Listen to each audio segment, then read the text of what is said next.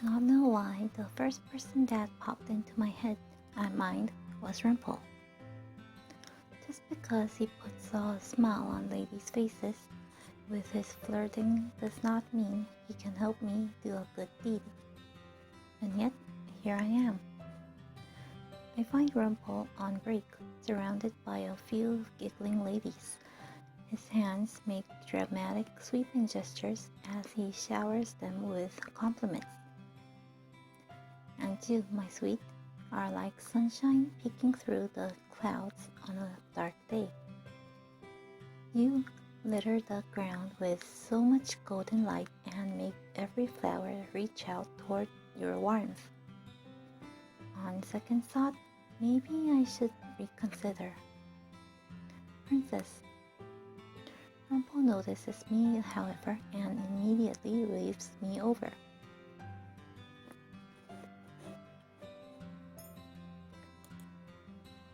I just remembered that I have something to do.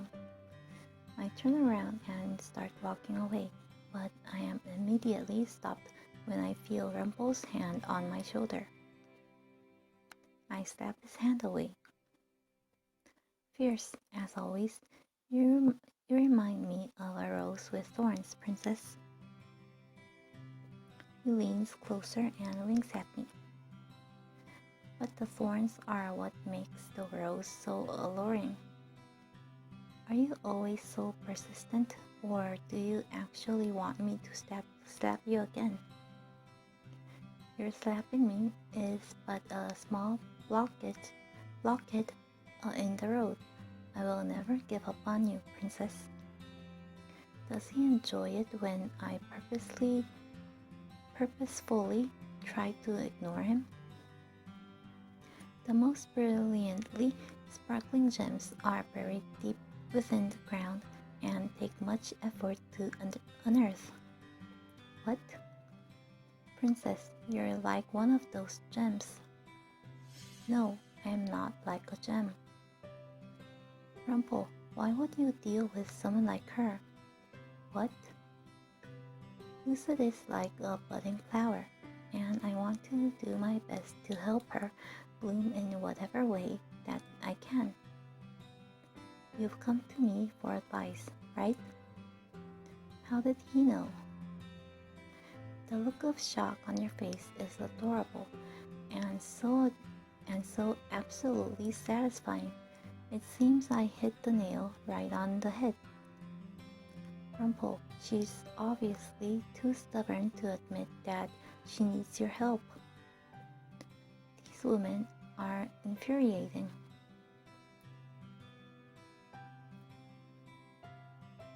Rumpel leans a little closer to me and suddenly he is whispering in my ear. Let me tell you something, princess. Making a person happy just to see them smile is definitely a good deed. Huh? Making someone feel important is never a disservice. What do you think? I'm pretty knowledgeable, aren't I?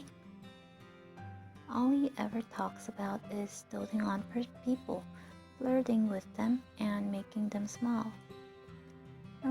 Rumpel continues talking, which is why I will make an excellent partner. I take a step back. Rumpel is now looking at me with a triumphant smile. How did you... I am very perceptive, princess. You overheard my conversation with Parfait. She told me about it. She did? Only briefly. So you're not perceptive at all. Princess, you cannot see it, but I am drowning in my own tears. He just assumed I was going to be partners with him, which is very annoying. I do not even know why I was considering partnering up with Rumpel when he says the same things over and over again. And I do not think I could be around him day in and out.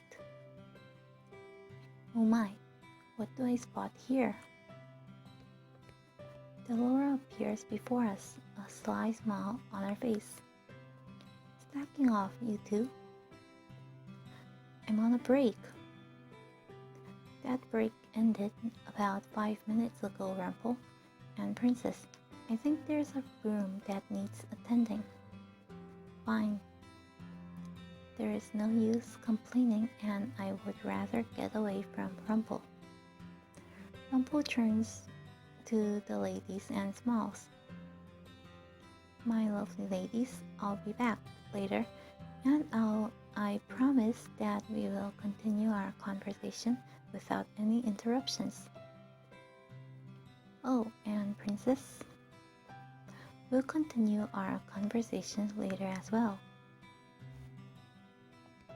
I walk off before Rumpel can try to shower more of his compliments on to me, making a person happy just to see them smile. Can such a thing really be considered a good deed?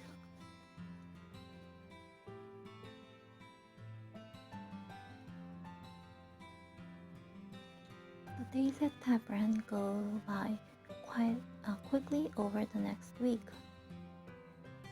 Princess, you've been staring off into space. I was just thinking. I just finished using Mr. Broom, and now I am helping Anise sort some of the shelves in the back. Rumpel has taken up the serving for today. The women always enjoys him, but the men are always glaring at him. They're jealous of Rumpel, I think. Who? Who? The other men. Anise looks over at the men that are glaring at Rumpel as he drifts between tables. I'm worried about Rumpel too. What are you talking about? You were looking at Rumpel with a funny expression on your face. No, I wasn't.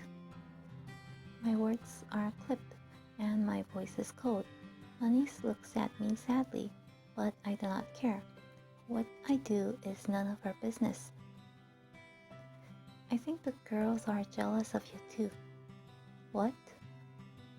I glance around the tavern and notice that there are girls glowering at me. I am not unaccustomed to these glares, since people have always looked at me this way.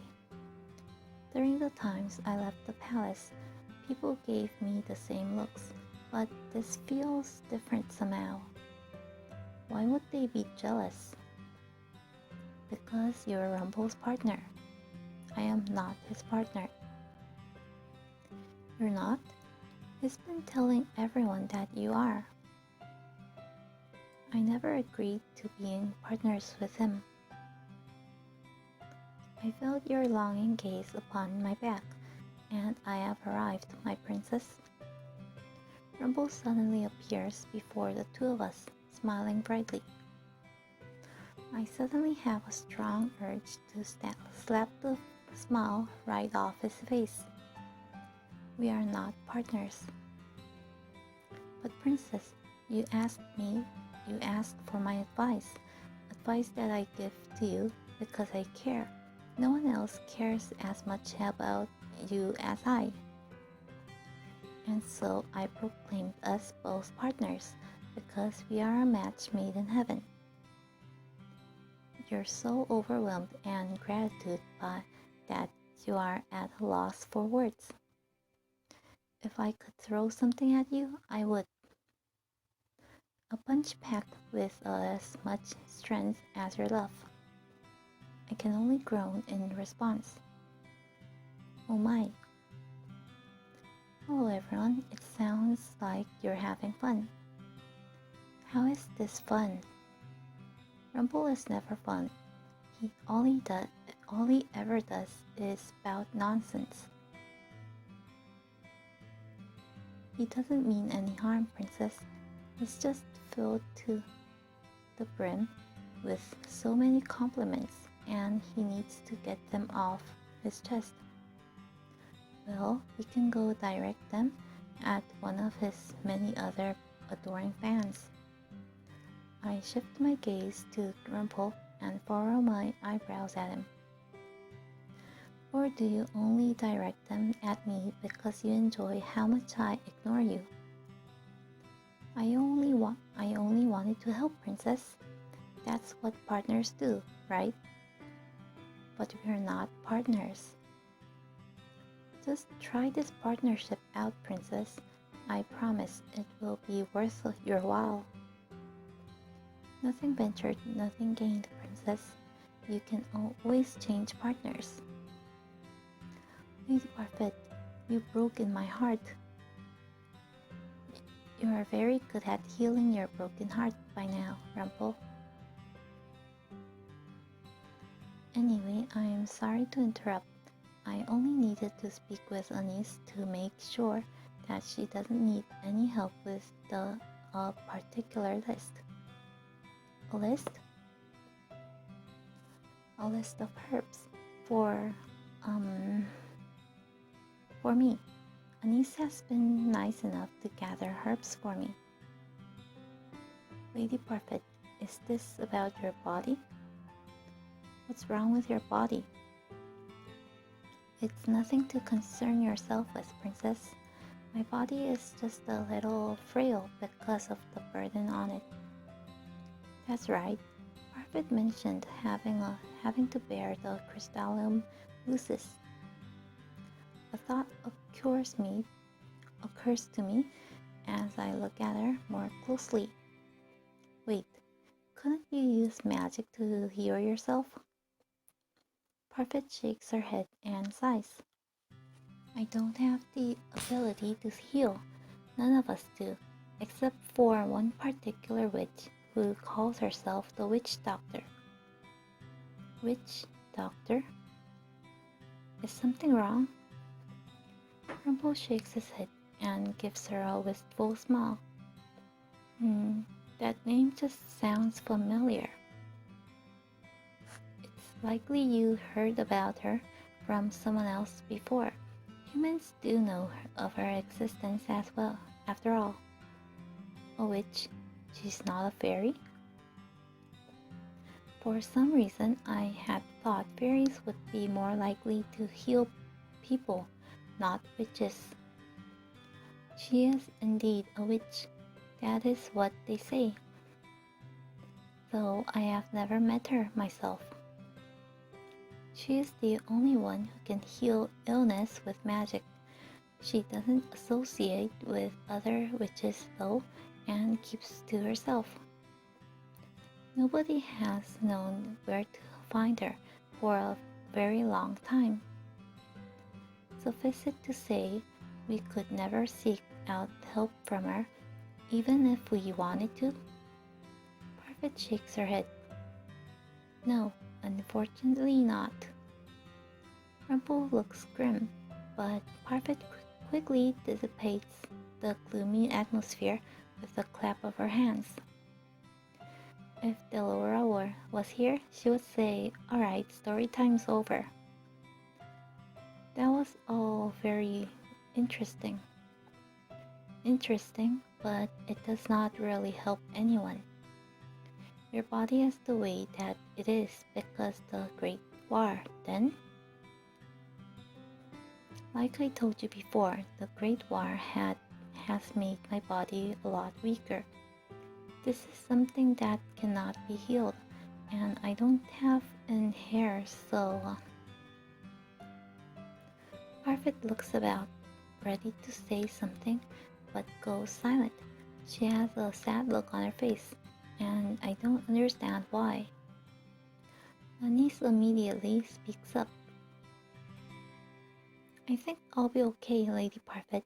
I was actually going to go on an errand run in a few minutes. Do you need any help?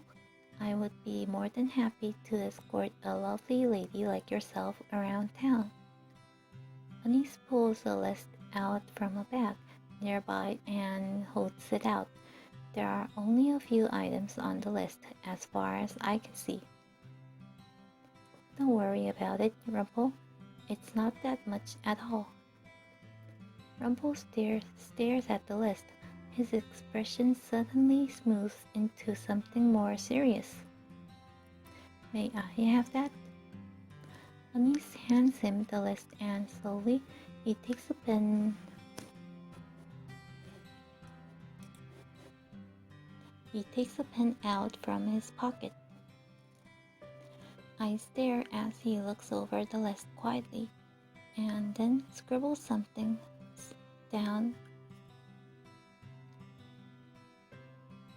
on the bottom. Afterwards, he hands it over to Anise. I've added some things that might be helpful. The herbs on that list are for joint pains, and you might want something a little more general. How does he know all that? Everyone is staring at Rumpel with wide eyes. Even Parfit looks impressed. You've used herbs before, Rumpel? Maybe, I don't remember, but for some reason, names came to the top of my head as I was looking at the list. Thank you. It is always my pleasure to help a lovely lady. Now, Anise, please let me accompany you to town. I would love to help with whatever I can, and more names might come to me. That sounds nice. Thank you, Rumpel. Rumpel turns to me, a mischievous smile on his face. Whenever he looks at me like that, I know he is going to suggest something ridiculous. Princess Lucette should accompany us for the experience. I do not need experience. How are you going to shower people with compliments if you know nothing about them? Rumpel has a point. The more you expand your world, the more willing you are to learn more about people. I do not need to be lectured. Oh, Princess, it wasn't meant to be a lecture. I'm just letting you know that experience is invaluable. Come on, Princess, let us escort the lovely Anise around town. What about your work? Rumpel puts a finger to my lips and grins. No one seems to have thought of that, so it will be our little secret. I slap his hand away, but he just grins at me jovially. How did I get dragged into this? Please, don't stay out too long. We won't. I make my way into town with Rumpel and Anise. The majority of the conversations we have are one-sided, with Rumpel giving us both the usual compliments. He never seems to tire of it. Rumpel helps Anise pick certain herbs and a few other medications, and accepts all of the compliments she gives him with a triumphant smile. I know Anise knows about herbs because she's helped me before, but how does Rumpel know so much about them? This must be a part of the past that he doesn't remember. Anise enters the store by herself at one point, leaving me alone with Rumpel. I'm a mysterious man, aren't I? I turn to look at him and notice the easy smile adorning his face. A man with amnesia is full of secrets. After all, I bet you're even more curious about me. Women always love mysterious men. I do not particularly care.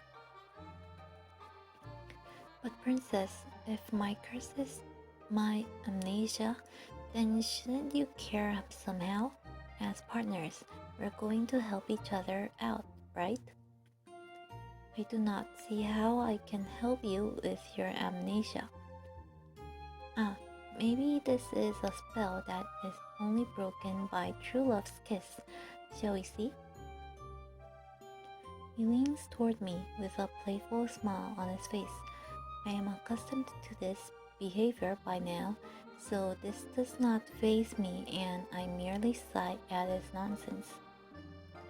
You already said yourself that you need to gather entries from some kind of journal. Ah, Princess, you're no fun. A little kiss wouldn't hurt anyone. I would die before I kiss you. Princess, that's so sad. He says that, but he is still smiling. Why is he so unfazed by everything I say to him? You only ever have terrible suggestions. It was a mistake to trust you. Might have good advice. But I have great ideas. You haven't helped me with my curse at all. I have been trying, though. You haven't even told me how to get a good deed. I told you before, Princess, compliments make a person happy, and making a person happy is a good deed. So, you flirting with women and using shallow compliments on them is a good deed. On the surface, the compliments may seem shallow, but if you swim a little deeper, complimenting people cannot be a good deed. But making them happy is. All you have to do is listen to people, sympathize with them, maybe to get to know them, and you can make them happy by doing even small things for them. Women enjoy the compliments, Princess. Besides, how could I see such beauties and not compliment them? It would be a disservice.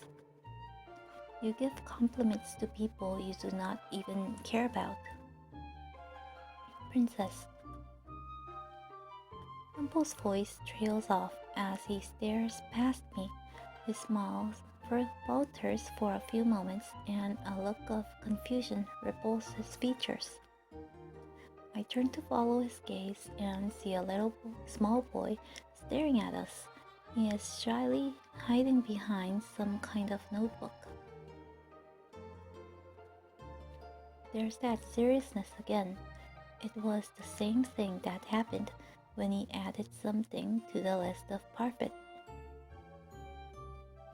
Then suddenly, the expression changes into Rumpel's usual bright smile. Hello there. Would you like to come and speak with us, young sir? You don't remember me, sir? Oh, do I know you? I used to come to your clinic. You saved me before. The boy draws closer to us, still hiding shyly behind his notebook. Oh, I'm sorry, little sir. I'm afraid that my memories are a bit scrambled right now. I can't even remember my own name. Really? Where is Anise? Why is she taking so long? The last thing I want to hear is a conversation between Rumpel and some child. Is he going to shower this boy with compliments too? It's a shame that I can't remember a boy as bright as yourself. And there it is. I'm not that bright, sir. Not as bright as you, but I want to be. He holds up his notebook, which has a small name scribbled in the corner. The words "My dreams" are written on the front cover in cursive letters. What's this? I want to be just like you when I grow up, so I started a book of dreams just like my mom told me to. She said I could become a doctor too, so long as I tried my best. A doctor? You forgot that you were a doctor, sir? Rumpel, a doctor? The boy continues to hold out the book, and finally, Rumpel takes it and flips it open to the front page. Rumpel is holding the book close to his face so I cannot see it. I rise to the tip of my toes and attempt to look over his shoulder. At first, Rumpel does not notice me as he stares at the page. Then, belatedly, he realizes I am there and lowers the book so that I can read too. I lean so close to him, our shoulders brush. My eyes scan over the page quickly. The handwriting is crude, barely readable actually, but I can still make out the gist of it. Rumpel slowly reads the words out aloud. When I'm older, I want to be exactly like the kind doctor that saved me when I had no one else to go to. The boy's face flushes as Rumpel reads his words aloud before his curious gaze lands on me. I don't remember you. I look at the boy, irritated. Are you the doctor's wife? Rumpel suddenly looks up, eyes wide. He looks down at the boy, then at me, his face suddenly solemn. I am surprised by the words that leave his mouth next. Yes, she is. He takes my hand in his and looks down at me, an almost sad look on his face.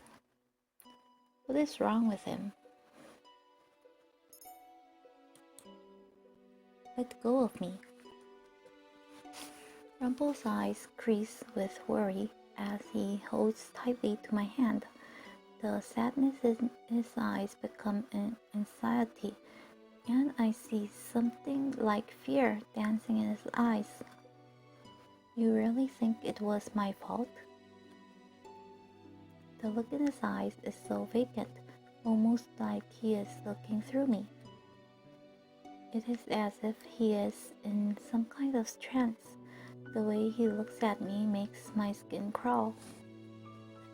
His grip on my hand tightens, making me shudder. Rather than slap his hand away, I reach out with my free hand and slap his face. I stare, perplexed and at the sudden bafflement on Rumpel's face. Did the slap to the face knock him out of that strange trance? He's being even stranger than normal, and the intensity of the look in his eyes is scaring me. Rumpel stared at me for a few moments, blinking slowly. Oh no, I blanked out. I'm sorry, princess. What just happened to him? The way he was speaking was so strange, almost like he was in some kind of trance. But I know how people are. They lie and put on faces. I'm sorry for spacing out. If I invaded your space, then I am sorry. You are apologizing? Rumpel puts a hand to his cheek, where I stabbed him. I think I deserved that. Thanks for getting me out of whatever that was. All at once, the sheepish smile breaks into something cheerful again. He is still smiling at me, even though I was so curt with him. Rumpel is so confusing. The boy looks bewildered. Don't worry about that, little sir. This one here is a feisty thing. I deserved whatever she just did. So she's not your wife, sir?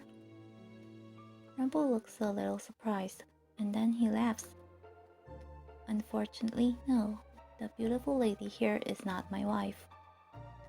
Rumpel absently rubs at the back of his neck as he looks up at the sky. I'm not entirely sure of what just happened, but it seems like I recovered something very important today, or the beginnings of something important. Something important? Is he talking about a memory? He hands the book back to the boy. Then he leans down and sets a hand on the boy's head. The bell chimes behind us as Anis comes out of the store, carrying a bag filled with what I assume are herbs and medicines. The boy once again cowers behind his book. Oh, who's this? The wonderful little sir that helped me regain a very important memory. An important memory? Rumpel stands, looking triumphant. I, my good lady, am a doctor. Oh, really? Truly. Rumpel turns back to the boy, who he asks a few more questions. He even asks the boy his name, but much to my surprise, the boy shakes his head. I'm sure you told me your name, but I don't remember it. It is like my curse. No one remembers me being a princess, and no one remembers Rumpel's true name. Rumpel thanks the boy again many times over and even buys him a few pieces of candy. The boy's eyes are practically glowing with excitement, and he does not stop smiling. After we see him off and start to head back to the tavern, I begin to contemplate. I am curious about something. Oh, you said that you needed to fill your journal with memories in order to get them back, but the journal you just read wasn't yours. It appears not. It seems that the 3 entries that trigger my memories just need to be written by people I know. Reading them triggers a memory, and then the full entry probably appears in my journal. I ought to check it when I get back. I see. But even without looking into the entry, the memory came to your mind? Rumpel gives a short, distracted nod. It's not complete, I'm hoping that something really has appeared in my journal. It feels like it must, considering I remembered something so important. Do you remember anything else at all? The young man that we just met, I believe that he used to come watch me work before. I knew him. He used to look up to me. He was a sweet child. The memory is foggy, but yes, I believe something did happen to him. He became ill. The details of how I saved him must be in the journal. Even though this does not pertain to my curse, I am curious what his journal might say. I can't remember fully, but the memory feels sad somehow. He turns to me, eyebrows knit together. It is strange to see him with such a serious expression on his face. I really am sorry about earlier, Princess. I think I was on the verge of a memory, but then it got tangled up in my head. I am surprised by his sudden change in topic. I shake my head slowly. He is quiet for a few moments before suddenly his smile comes back and he laughs jovially, telling us that there is no point in worrying. At the town's outskirts, I turn, feeling eyes on my back, but no one is there. We give Parfit the medicines we purchased in town, As soon as we arrive back at the merchant, then Rumpel proudly announces that he is a doctor to anyone that will listen to him. Everyone seems happy for him, save for the merchant patrons that find Rumpel annoying, who are mostly men. Afterwards, Rumpel asks Anis if he might be able to take over the medication for Parfit, if only because Anis is busier than him. Rumpel hasn't been at the merchant long, and yet he's already found something to help break his curse. And then there's me. I do not think anyone will be able to help me. At the end of the night, when I finally have time to myself, I return to my room to rest. The next day, I am sent right back to my chores. Rumpel is nowhere to be seen in the morning, and Anis says it is because he is tending to Parfit. He appears later in the afternoon, still full of smiles and silly flattery as he goes back to serving. How does he have so much energy? At the end of the day, I plop down on the settee to rest. My legs are weak from all the walking I have done today, and I can still feel the tiredness in my arms from all the sweeping with Mr. Broom. Princess, I notice Anis standing beneath the doorway, smiling at me uncertainly. Thank you for your work today. Why is she thanking me for work I obviously do not want to do? It's not as if I've asked to do any of this. But you still help. Anis nervously shifts on her feet. So, I just wanted to say thanks. When I do not make any efforts to continue speaking with her, Anis gives a nervous little nod before heading back toward her room. Not long after her departure, I hear an exuberant and familiar voice. I should count my lucky stars, for they are giving me a rare opportunity to meet with my lovely princess this late at night. I should have gone to my bed. Rumpel stops before me, winking. The moonlight on your face makes your beautiful eyes sparkle like the most precious gold, princess. I am not in the mood for your flattery. But princess, flattery is just a compilation of compliments. Everyone loves compliments. I do not care for your compliments. Or Lady Anis thinks either.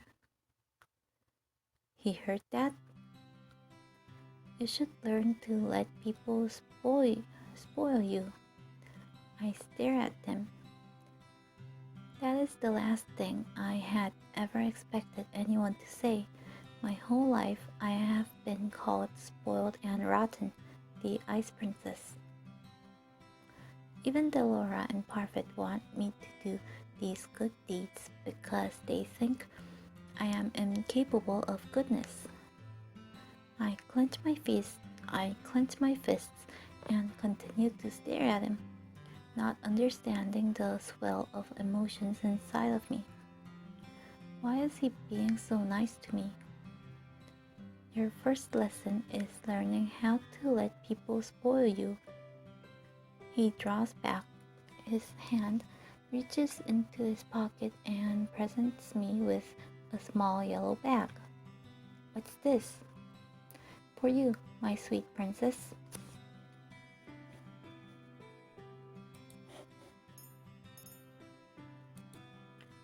I cannot accept your gift. But princess, My advice: you have no reason to spoil me. Princess, this is what I've been trying to explain to you all day. You don't need a reason to spoil someone. It doesn't always have to be about paying someone back. Rumpel smiles a little sheepishly. Then he places the bag in my hand and curls my fingers around it. You deserve nice things. You deserve nice things, Princess. You barely know me, and yet you still say that? Barely know you. We may not have known each other personally, but that doesn't mean I don't know enough about you. I am giving you this gift because I truly want you to have it. Besides, this is both a thank you and an apology gift. A thank you for accepting me as your partner, and an apology for my behavior yesterday. I don't remember what I did, but both you and the boys seemed frightened.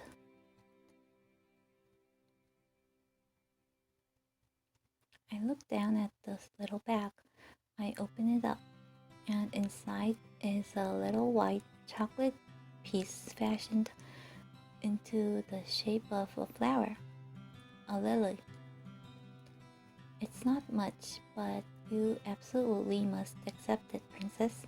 Otherwise, my guilt would drown me in dark shadows of sorrow for the rest of time. Lilies are my favorite flower. They say you give a white lily to someone you enjoy spending time with. Oh, and in floral language, they also stand for purity and majesty. He winks at me. Perfect for you, Princess. Why? Why what? Why would you give this to me? No matter what you say about doing nice things for people, I don't see how that applies to me. And why would you thank me for being your partner? I did not even want to be your partner at first. But you do now? I am unable to withhold my surprise. Rumpel raises an eyebrow, then sighs. Princess, you don't trust compliments, do you? Mother always told me that people were two-sided, that they'd say anything to make you believe they were your friend. No. Never fear, my sweet princess. I'll make sure I compliment you until you learn to accept them. But no buts. I derive my happiness from making ladies like yourself happy. The compliments may seem strange to you, but don't worry, you'll see it in time. See what? The connections between people. You assume I'm just a flirt, but I get to know an awful lot about people. It's the reason I can guess so much about you. What could Rumpel possibly know about me? So, what do you think? Are you more attracted to me now because of my mysterious aura or my doctorly sophistication? He leans closer to me, his eyes sparkling. I could be your own personal doctor. I will slap you if you touch me again. Rumpel pulls back and raises both of his hands in surrender, but the smile does not leave his face. You really are hopeless, aren't you? Do you think so? I thought the events from today might have proven otherwise. Oh, speaking of which, I read over my journal earlier. His expression becomes oddly solemn. Shall I enlighten you? Why would you tell me all of this? Oh, you're not interested? I thought you might be, since I was your partner. If I don't listen, you'll still tell me regardless, so feel free to share. Rumpel sighs as he flips the journal open. Unfortunately, it was not much. The memory began coming together again as I was reading, but a lot of it still doesn't make sense. I glanced down at the entry he has stopped at. Look at the bottom of the page, Princess. I follow his gaze to the bottom of the page and pause, noticing a conspicuous gap. There's no signature, and I always sign the end of every entry I write. I wonder if that might be the final piece of the puzzle. The final piece of your curse? If my name refuses to show up in the book, it may very well be the final memory I need to regain.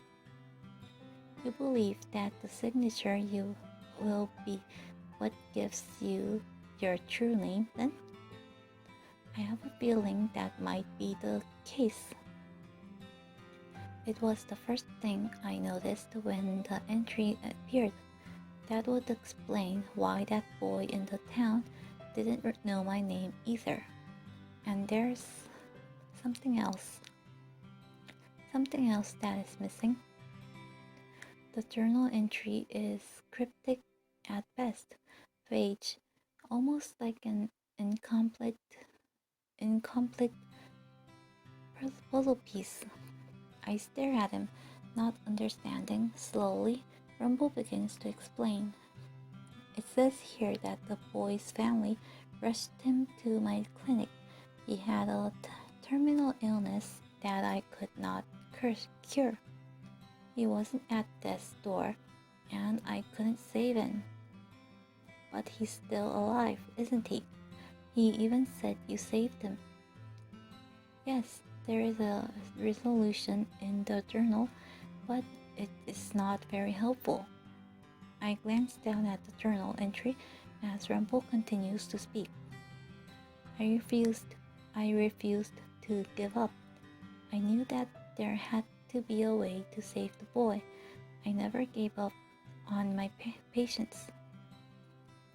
In the journal entry, I described someone who came to help me save the boy. He lifts the book and points to the word, reading them aloud. I met her for the first time tonight. She told me she had some way to help the boy, so we struck a deal. I hope I do not come to regret this. He snaps the journal shut, startling me. He sighs as he runs a hand through his hair. That's it. Someone helped me somehow, and I made a deal. I'm assuming this is related to my curse, but I can't say how. Why did you write so vaguely? I wish I could ask my past self that same question. So, in the end, you're still not sure when you were cursed? Rumpel pauses, then shakes his head. I believe it started here, not the curse, but the events that led to it. There's a reason this is my first memory to be triggered. It's important. For a few moments, the two of us are quiet. Rumpel's curse is a mystery, not because he is hiding it like karma is, but because he does not understand it himself.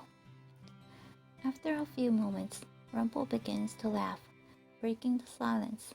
I look at him startled. What's so funny? Oh, it's not funny. It's just... This is all very mysterious, isn't it? And my mysterious past makes me more alluring, doesn't it? Only Rumpel could take such a serious moment and change it into this. Well, what do you think, Princess? Are you drawn into the mystery of it? I have no choice. You tell me even if I didn't want to know. Oh, but you do. I can see the curiosity in your lovely golden eyes. And I could see it earlier today too. Thank you for accompanying me to town. I believe that I only met the boy because you were there to guide my way. We were looking for medical supplies. That boy appeared through mere coincidence. No, it was more than coincidence. It was destiny. Fine, whatever you say. Listening to him is exhausting. It makes me realize how tired I am. And all of these revelations are making my head spin. I'm going to bed now. I am tired. I am too tired for this. It has indeed been a busy day. We will continue this enlightening discussion some other time. Perhaps. I turned to walk away with the little chocolate in my hands. As I walked back toward the darkness of the hallway, Rumpel's soft voice echoes behind me. Sweet dreams, my princess.